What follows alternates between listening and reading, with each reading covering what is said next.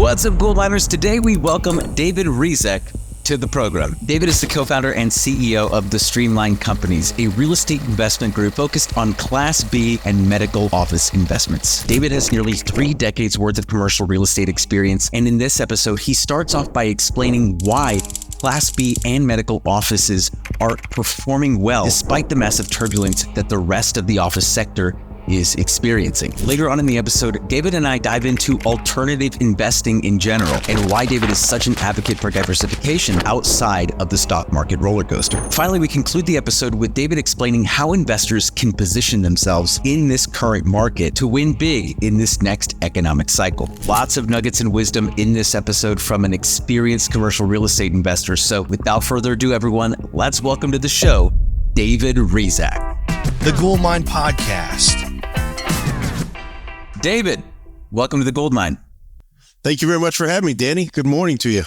Good morning to you as well, man. This is exciting. I'm excited to learn a little bit more about you, your business. Know that you are heavily invested not only in Class B but also medical office buildings, which is definitely an asset class that I believe in. I'm very bullish on medical over the next 5-10 years, and so. But before we go there, right, before we kind of get into the weeds of it all, love to kind of hear like your background, what got you to this point. I know that you founded Streamline companies, so would love to hear kind of like the I guess the spark dose version, right, of that journey. Sure, yeah. Who is David Hrizak? Well, yeah, I was born on the south side of Chicago. Raised in a very middle-class family, no father figure in my life. My grandmother was the most influential person in my life. Graduated from Arizona State University with a finance degree. Was fortunate enough to have a job immediately after college in the financial markets of Chicago. I did that for about a year and was extremely bored. It wasn't what I was hoping it would be. And without another 3 to 4 years of continuing education in an MBA or JD program, I wasn't going to get to that level that I wanted. So I had some familiarity with commercial real estate. My sister and brother-in-law were very successful in the Chicago market in their respective careers in commercial real estate. So I kind of piggybacked on what they were doing. And then back in the days of help wanted ads only being in a Sunday newspaper, I answered an ad looking for a commercial real estate salesperson. And I started selling investment properties to doctors, lawyers, business owners that just wanted to diversify their portfolio away from the stock market. Mm-hmm. And as my brokerage career grew, we got into property management. I then started my own brokerage and property management firm, ultimately getting involved with a partner that helped me get into development. I didn't know anything about the trades per se, and he did. So we went out, we started a typical entrepreneurial success story, started small. We did a couple single family flips, and then he had enough knowledge where we could do out of the ground development, did many custom homes, spec homes, then got into commercial. And throughout the course of my career, I have bought, built, owned, and managed every asset class there is, except for mobile home communities and self-storage facilities. So I'm not afraid to cross asset class lines, but right now we are bullish on the Class B office buildings because they're the small businesses of America. They didn't have the ability to send people home throughout the pandemic, so they're not suffering through the RTO mandate that you read about a lot in the media. And then we're heavily focused on medical. Medical is economic resistant. Everybody needs a doctor, whether times are good or times are bad. That's awesome. That's awesome, man. Well, and that's interesting that you're bullish on Class B office, because I feel like whenever somebody hears the word office right now, they kind of run. So absolutely. Office is getting dragged through the mud in the media. Mm-hmm. The media only reports on what everybody sees, and everybody sees the large office buildings in Chicago, New York, San Francisco, sitting empty, selling at drastic discounts. The media doesn't talk about the Class B. The Class B are the smaller suburban type buildings. They're not in the urban core of the major cities. They're the homes of insurance agents, wealth managers, architects, psychiatrists, counseling. We have buildings that range up to 40,000 square feet. Nobody occupies typically more than 15% of the rent roll. So it's very diversified with smaller suites. And what we've seen here in the Phoenix market, the majority of the leasing over the last 2 years has been 5,000 feet and below. So we're fortunate enough to have that product available. That makes sense. I mean, I suspect, and when I read like for example, the special servicing reports that come out, I mean, office is getting hammered. I think we're in the high teens now, special servicing rate in the office sector. But I guess your argument would be that that's probably predominantly Class A 100%. Office. Yeah, that's what's being reported to the media is the Class A. Class B in Phoenix is outperforming Class A. Total square footage is greater than Class A. Total occupancy is higher than Class A. And the rents are rising at a consistent basis in Class B. Well, and basically all of the professions and all the professions that you just listed off, right? You said, dentists, doctors, psychiatrists. What else did you say? You listed off like 30 of them, right? Your insurance agent, your wealth manager.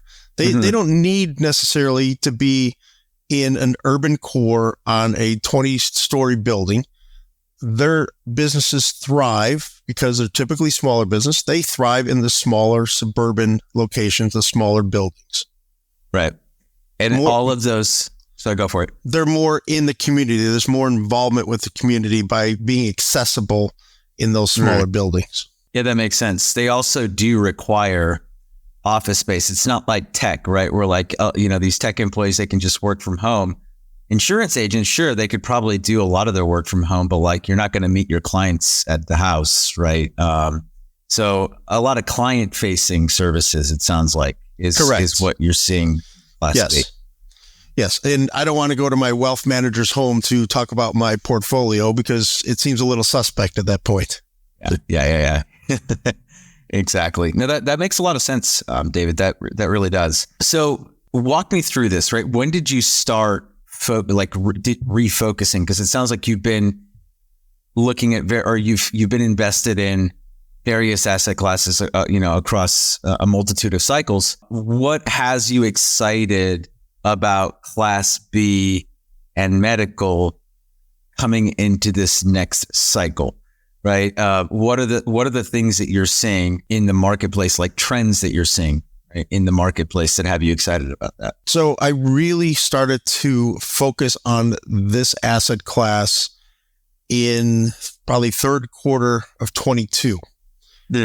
In December of 21, I was on a vacation with my wife. I was turning 49 years old, went on a horseback riding trip, was thrown off my horse, had to go to a hospital with a collapsed lung, sat in a Puerto Vallarta hospital for 3 days, and I questioned my entire life at that point. I had worked nonstop building my business, and I said, if I can get home, I'm going to retire.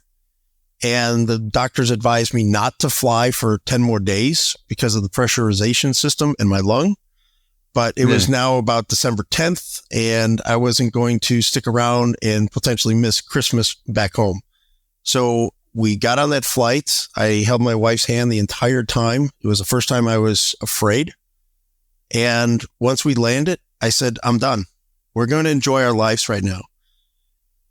That portion of my life was great. My wife and I were empty nesters. We started traveling every month, traveling the world, 3 weeks throughout Europe. But then somewhere around September, October, I missed the passion. I missed the excitement. And my business partner at the time, he came to me as well and said, Dave, I'm looking for a new challenge. And we weren't partners at that time.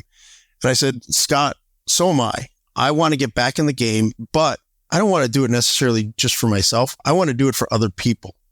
So I came back and formed Streamline Capital Group, which then developed into the Streamline Companies. So we're 3 vertically integrated organizations under the Streamline Companies umbrella. But when I came back with the Streamline Capital Group motto, I wanted to help others build the passive wealth that I was able to achieve. And when I was looking at what products are best suited, what products were best in my career, it was the medical office and Class B office. I've owned a beautiful medical building in the suburban Chicago market for 15 years. It's been 100% leased for 15 years.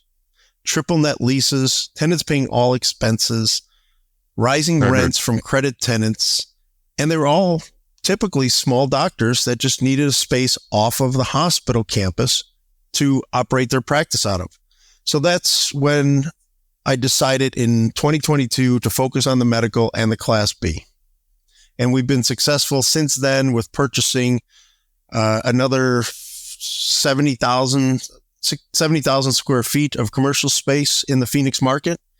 And we're doing well with those buildings. And now we've kicked off a new fund to raise more money to help more people. That's awesome, man. Thanks for sharing that. And when you're looking at the medical office supply in general, like, would you say that nationally, right? Would you say nationally we are undersupplied in the medical office sector? 100%. I read articles all the time how we're short on nurses, we're short on doctors, we're short on PAs. So there's definitely a need for that. And that's going to continue to drive the growth of the medical office space. Okay. So we're short on doctors and nurses and stuff, which is, I mean, that's more like, not really a supply issue, but what you're also saying is like from a real estate perspective as well, there is a supply issue in terms of how much available square footage there is to rent right now as well. Is that what I'm hearing? I wouldn't say there's a limited supply, but there is a good opportunity as doctors and practices want to expand to grow, especially here in the Phoenix market. Our population is growing nonstop in Phoenix because we have a boom in population influx coming from new businesses opening here in Phoenix. We have an aging population, which isn't going to stop. We're at a silver tsunami, as they call it right now, with many people turning 65 every day. So those people are going to need those services. Mayo Clinic here in Phoenix just announced a multi-billion-dollar expansion into their campus. Really? Arizona now has multiple medical schools throughout, including Creighton from Ohio, A.T. Still University, and it continues to grow here in Arizona. Interesting. That's really, really interesting. I didn't know that. So you're just to clarify here, David. So the majority of your holdings then right now are in the Phoenix metro. Yes, the majority are here, and then one property still in the Chicago market where I used to live. Okay, gotcha. So you're heavily concentrated then in that one market. Obviously, it sounds like you live there, so that's your backyard. What are the things that like drew you to the Phoenix metro to begin with? Like, have you been invested there for decades? Kind of like walk me through why you selected that particular market. So my wife and I moved to Phoenix from Chicago 13 years ago. We were both familiar with Arizona at the time. I had graduated college here. She had moved here during high school years, and we met in college. So after living in Chicago for 18 years after college, we just decided, hey, it was 2012 at the time. We're just coming out of the recession. We had the opportunity to get a better cost of living, better weather, better taxes, better politics, better roads. The list goes on to move away from Chicago. And we wanted to do it before our kids were older and they set up their own roots. Because once families start to set up more branches in the roots of their system, it's hard to leave. So our kids were at a good age where we could uproot them, move them to Arizona. And that's why we settled here. And we've been successful for the last 13 years living here. Yeah, that makes a lot of sense. And it also sounds like you have a large influx. Well, I mean, Phoenix is growing all the time, man. I mean, like every time I go there, it seems like it just keeps getting bigger, and bigger, and bigger. It's definitely an area that continues to expand and grow. And obviously with the growing population means, people need more services, more services, and absolutely, and more medical attention. So that makes perfect sense to me. Do you know what I don't know if you know this off the top of your head, but like, what are the growth trajectories looking like in that metro? Do you know kind of like what the population growth is expected to be on average over like the next 10 years? Yeah, it's pretty crazy. Phoenix is actually the 5th largest city in the country right now at around 5 million people. We have trajectory of being at 10 million people over the next 10 years. No way. 10 million? That is insane. Oh my gosh. That's incredible. Businesses are moving here because there's no natural disasters that's going to shut their businesses down. It's a pro-business environment in the state. Things get done quicker. We've got a great airport system. TSMC, the Taiwan semiconductor plant, who is investing tens of billions of dollars in their campus in North Phoenix, is now 100% capacity on their first phase that's open. And they recently announced phase 2 that they're starting development on as well. So there's 5,000 jobs in that location alone that are coming to Arizona. Not to mention everything else around the valley, from other chip manufacturers, chip suppliers, and the amount of manufacturing and warehousing that's being built here in Arizona is incredible as well. The more jobs, the more people, the more people, the more services. More services, better occupancy in the Class B buildings. Yeah, man, that makes a lot of sense. Okay, so I'm gonna pivot right now because I'm also curious about kind of like the back end of your group. So Streamline this is like the new iteration of David, right? So you had a previous, or was Streamline your company before, and then you kind of kickstarted it back up, sort of thing. Everything I did before 2022 was basically under the name of Streamline Development and Construction. I see. I've since separated everything out into the vertical organization. So we have Streamline Capital Group, which is working with passive investors to raise money to help them increase their portfolio. I still have Streamline Development, which is our licensed general contracting company. So any property we own, we're able to do our own TI and capital improvements. And then we have Streamline Asset Management, which is our in-house property management firm. So any building that we buy, we take back property management. Now, we also do that for third-party clients as well that may be invested with us now or are thinking about investing with us, but have their own portfolio. So we're taking on third-party contracts for asset management. And I've also done third-party consulting on development projects. There's a local business here in Arizona called the Potato Barn Furniture Store. I've built 2 facilities at 100,000 square feet each for them. And they're investors with us in our projects as well. We're going to break ground later this year on a 70,000 square foot music theater here in Mesa, Arizona. It's going to be a 2,000 person indoor venue. So we're able to diversify just based on my 29 years of experience. Yeah, that's awesome. So just to clarify here, the Streamline Capital, that's your fundraising umbrella, right? So you guys are raising for these projects. What's the latest project that you guys have been working on in terms of pulling together investor capital, or are you raising a fund?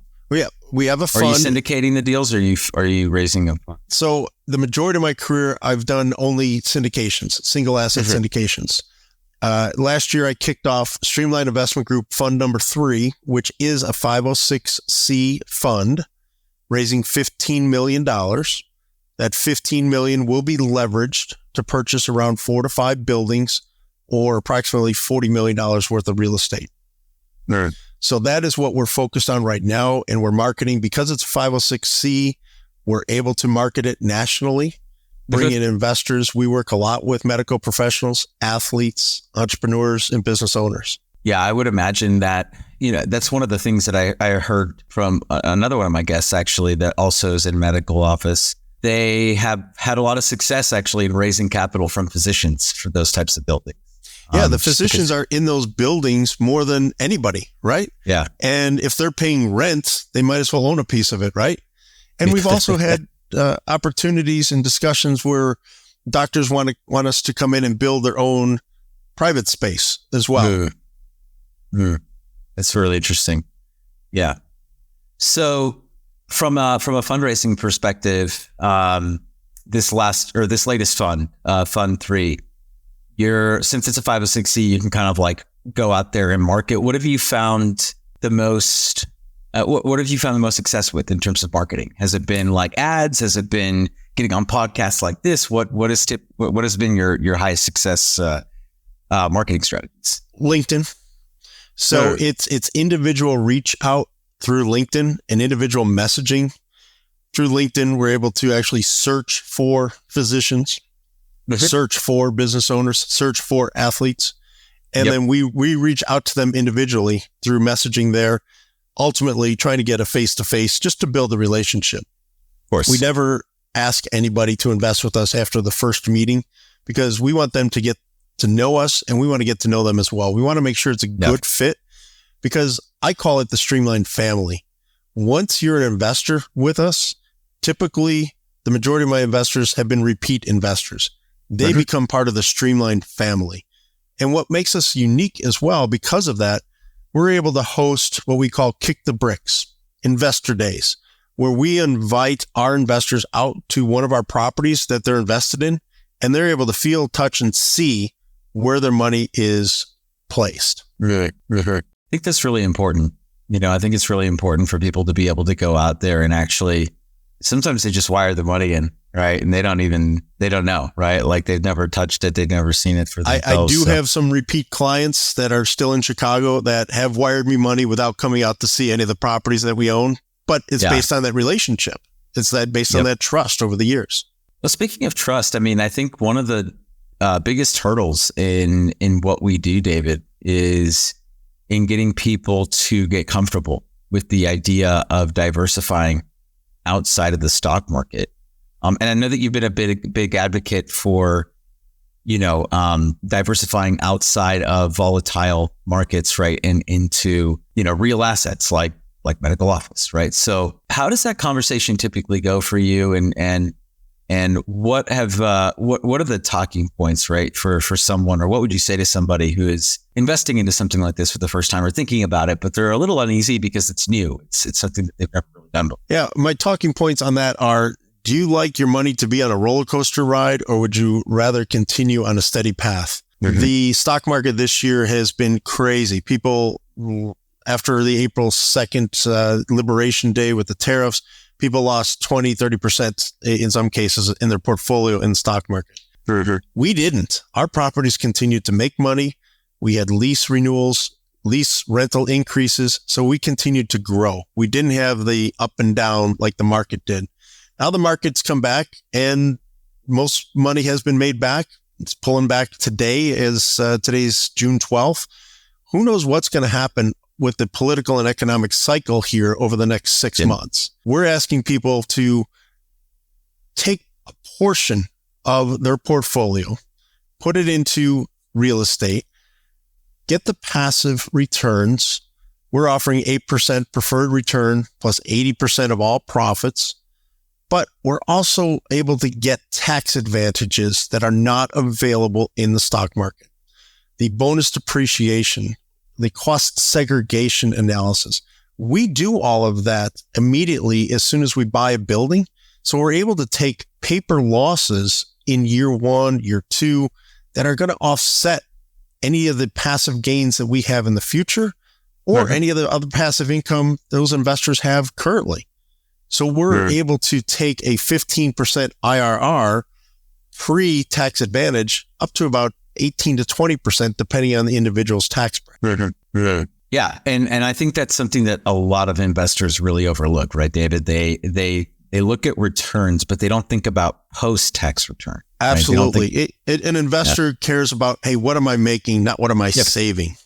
And savings are earnings. If you're not having to write that check to the IRS, that's earned. That's money earned. 100%. 100%. And that is probably the biggest differentiator, in my opinion, right, are the tax advantages. Because, look, like some of these, and not to get too far into the weeds here, but like some of these investments are structured so creatively. You wire in $100,000 and your first year, you're getting a $300,000 write-off. It's amazing. And it's legal. It's the tax system that's in place. We're not doing anything illegal, but we're doing something that a lot of people, like you said, don't understand, don't realize it's available. until they actually speak to somebody like us. A lot of wealth managers are starting to get more in tune with alternative investments like ours and understand if they can keep their assets under management, which through our company, they can, they're able to offer benefits that are previously unavailable in the equities market. Yeah. Well, and speaking of wealth managers, I mean, look, these guys are super, I'm sure they're well-intentioned, right? It's not like, these guys are evil, but the reality is that they're simply not incentivized most of the time, especially the guys at the wirehouses, right? They have zero incentive to tell their clients that these sorts of investments exist. Right. And we're fortunate enough with our fund to be listed on the alternative investment platform and the DTCC so that our fund administrator can report back to any of the clearinghouses so that they can keep the assets under management on their books, which generates their fees. Once we can get past that objection from a wealth manager, and if they understand real estate just a little bit, they're going to move and invest with us. And that's what we're starting to see in the market right now, especially since forecasted returns in the market are going to be between 3 and 4% for the next couple of years. And even most recently, one of the largest 401k providers in the country is starting to make alternative assets available through individual 401ks. And that's something that's never happened. There's, I believe, $35 trillion locked up in 401ks that have to stay in the equities market right now. Right. Yeah, I know once people realize that Wall Street only cares about keeping your money in their system, right? Yeah, you're 100% right. And I know a lot of great wealth managers that are great people, but like you said before, they're not incentivized unless they meet somebody like us where we can report back to their clearinghouse and they can keep it on their books. Yep.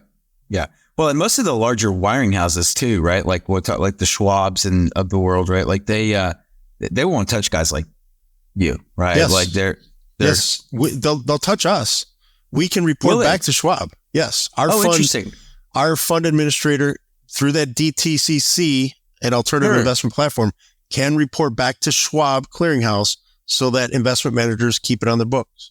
Schwab, Fidelity, the list goes on. I can give you a list of probably 100 different clearinghouses that we can report back to so wealth managers can keep this still on their books.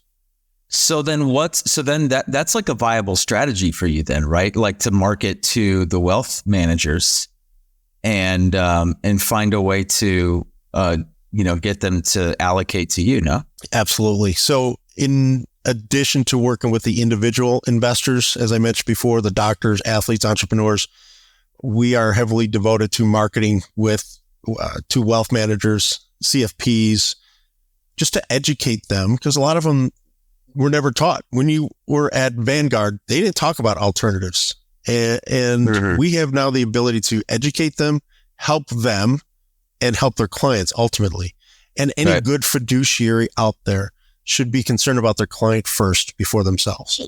I agree. Now, do they get, is there a separate share class for these guys, or are they just going to skim off the top?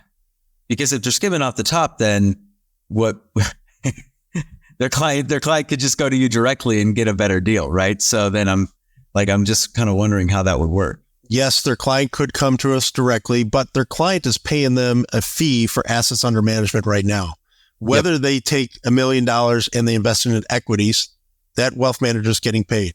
Or if they put it into our portfolio, they're still getting paid. So it's no difference. That makes sense. And I won't call it skimming off the top because it's legal. That's their billing philosophy, is they get paid as a percentage of assets under management.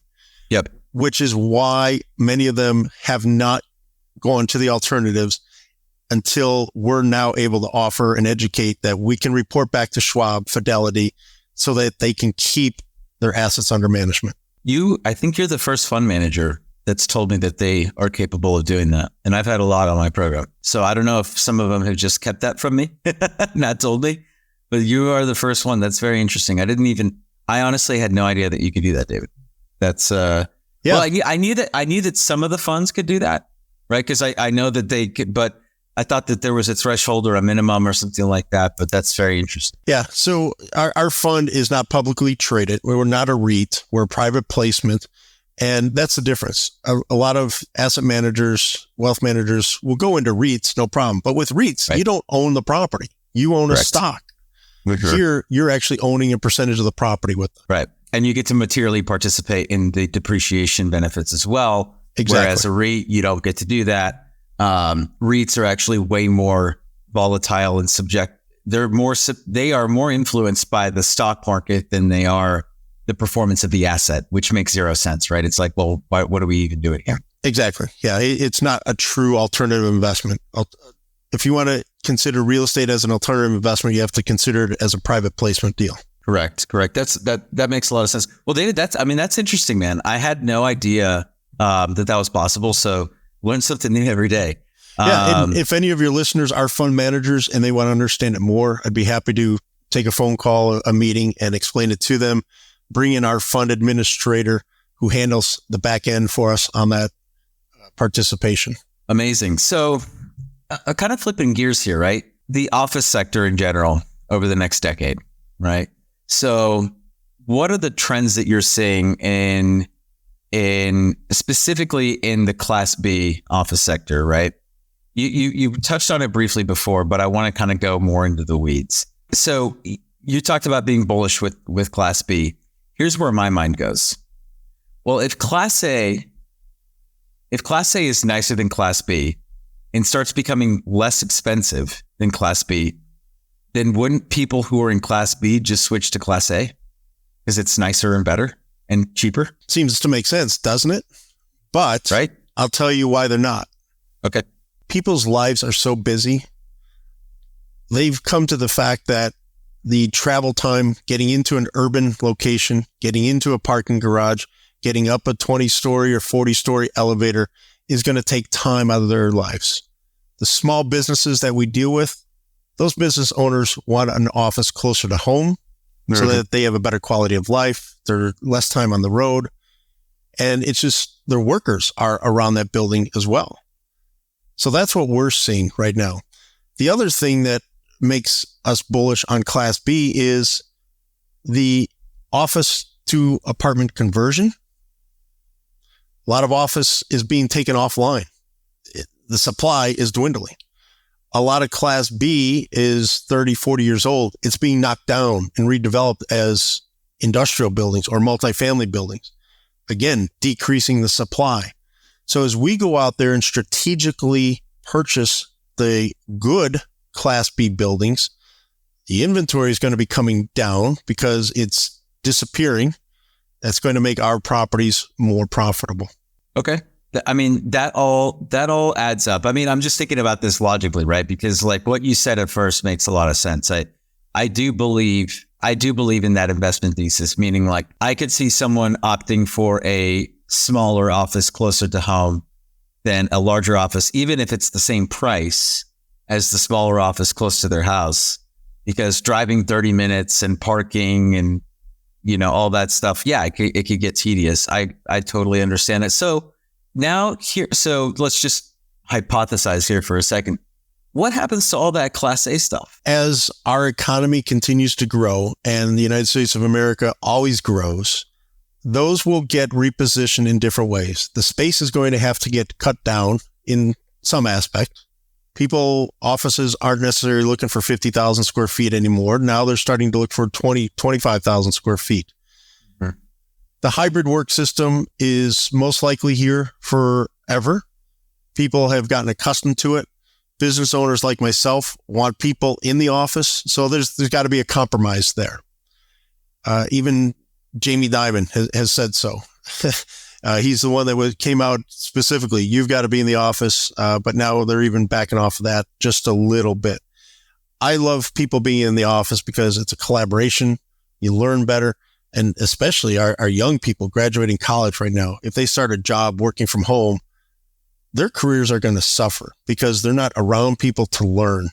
Yes, it's great to have a Zoom meeting, but when you get out of a meeting, it's fun to recap and talk to people, learn from people.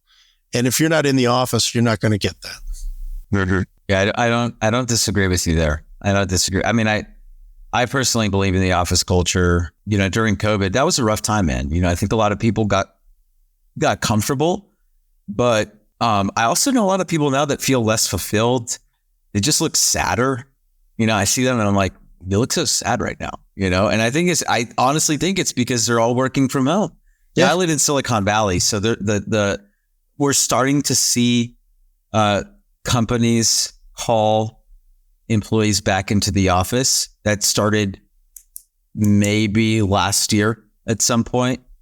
And you're starting to see a ramp up and more people complaining, oh man, they're calling me back into work, but I think long term, I definitely see, office being utilized more, in the next 5 years than it was in the previous 5 years, right? Because now we're basically 5 years post COVID almost, right? So yeah, I do see it being used more, but I'm also curious, because when we look at the distress in the office sector in general, it's very real, right, David? Like we can't overlook that or just pretend like it's not there, because it is. The latest special servicing report that I saw, I think we're at like 15 or 16%. I don't remember the exact number, but it's like, almost 1 in 5 buildings now is in default, or in some sort of, special servicing program, which is pretty crazy, and I don't know what the solution is there. I really don't. Well, the solution is for the guys with the deep pockets that are able to buy those buildings, hold those buildings, improve those buildings. Those buildings will come back. And it's a buying opportunity in the Class A market for the people that have the deeper pockets. Those buildings will come back. It's going to take a little while, but what we're investing in and what we're promoting in is stability from day one. Yeah. And I think that's a much more enticing investment thesis in general, David, because it's nice to swing for the fences, but the truth is, if you're going to buy something right now, even if it's at a discount, but not expected to generate any significant revenue over the next, 3 to 5 years, then it's really got to appreciate heavily, after that, and bounce back heavily after that in order for you to make a significant amount of money for you to take that risk to begin with, right? Absolutely. And those are the large investment companies that have the ability to place cash and hold it there. Yeah. Yeah. It's very, I don't know, man. I'm still I'm still super hesitant, but I don't disagree with you that everything that you said about Class B, I think makes a lot of sense to me. Thank you. So let's talk about Class. So what is Class C office? Is there such a thing? Does that even exist? There is, just like in the multifamily community, there's Class A, B, and C. Class C is probably a 1950, 1960 developed office building, exterior load, very low amenity features, and small office space, buildings that definitely need some capital improvements. That's when you fall into the C market. I can already think of a few in the back of my head. I'm like, that one's Class C. That one's Class C. That's but same concept, right? It's almost like same Class B tenants, maybe, right? But just Class B tenants that can't afford the Class B office space. Absolutely. Right? Most businesses start in people's homes, and when they're ready to get into an office, they can't afford the Class A.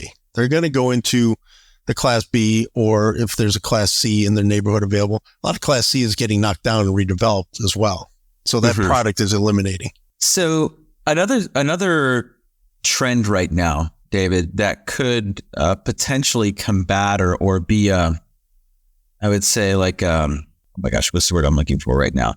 There's like another trend right now that I think could present some competition, right, for the Class B sector, which is hybrid or like these shared co-working spaces, right? Like you see a lot of these co-working spaces coming up right now. How are you guys positioning yourselves from a price per square foot basis, right? Because I don't know how these shared co-working spaces kind of rival you in terms of price per square foot, but I do know in my area specifically, there's a lot of these shared co-working spaces popping up.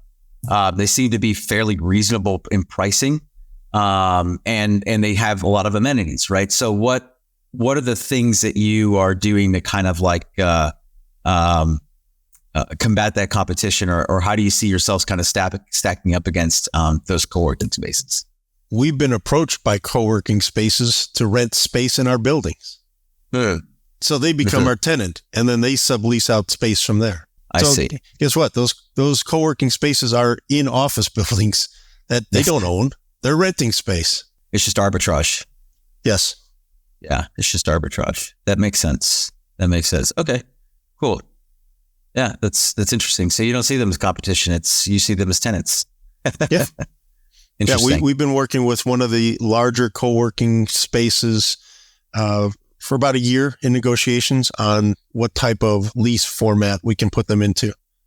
Yeah. But they're actively pursuing us. I would imagine those are pretty long-term leases too. There's different models out there. Some are leases, some are profit sharing models. So it's what you can negotiate with each individual company. That's very interesting. The profit sharing, that I didn't know that was a thing with the co-working spaces. So that's interesting. Yeah. There's so many ways to skin a cat, as they say. Every deal is negotiable, and there's many ways to put it together. Yeah. Well, we are coming up on time here, David, and I want to make sure that we're respectful of it. That being said, just a couple last minute questions here before we wrap up. First one being, as we head into, right now, I think that we could all agree that we're in a tough time of our economic cycle, right? But what is your prognosis for for commercial real estate in general over the next 5-10 years? Because right now, the distress levels have never been higher, and so I'm wondering, from an investment perspective, what are the things that investors should be looking out for here over the next 5 years or so to make sure that they're on the right side of history and don't invest in things that ultimately get, that get kind of pummeled over the next couple of years? Well, the Oracle of Omaha, Warren Buffett, always said, be bullish when others are fearful and fearful when others are bullish. Mm-hmm. So guess what? There's fear in the market. It's time to be bullish. It's a great opportunity to diversify investors' portfolios and come into real estate because there's a lot of opportunity in the buildings that we're buying, and the buildings, their deal flow is tremendous right now. We're seeing some great opportunities. If we were able to fill out that fund tomorrow, I could place all the money within 30 days into multiple properties. Yeah, that's amazing. Okay. Well, I agree with you. I think that there is a lot of opportunity right now. I also think that there's still a lot of bad deals happening, which is scary.